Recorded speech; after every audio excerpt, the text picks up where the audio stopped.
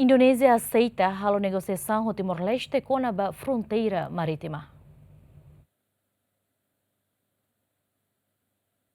Foi no encontro semanal com o Presidente da República, Quintané, Primeiro-Ministro, Kairala Sanagosmão, declara que o governo indonésio aceita atuar a negociação fronteira marítima ao Timor-Leste, não negociação se realiza e tinané. Xanana atete negociação fronteira marítima entre Rairuan importante, também controla não prevene pescas ilegais e Tassi Timor. O governo indonésio fatenona tira aceita atuar negociações fronteira marítima. Fura. O Lugnei, tos.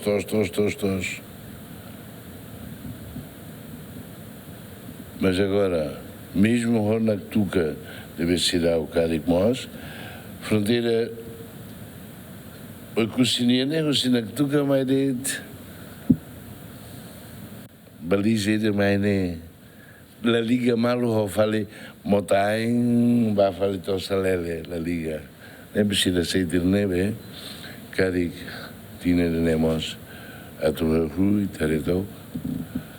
Também te precisa o de bela controla a pesca ilegal na be a lá ela ia e tinha tassi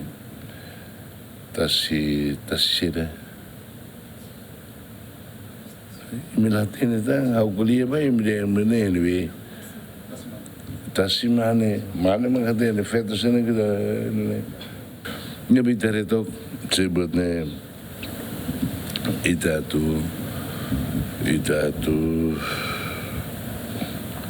pela ajuda ida buat que teves.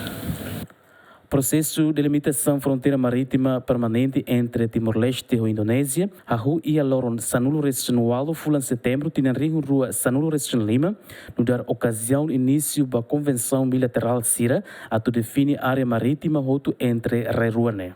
E a Tina Rua Sanulo Regional, Parlamento Nacional, autoriza a criação de organismo IDA, nebehanaram Conselho para Delimitação Definitiva Fronteira Marítima, tutela diretamente para Primeiro-Ministro, a tu coordena no zero serviço a tu bele alcança fronteira marítima permanente IDA. Agostinho da Costa, Matheus Romário, SGMN.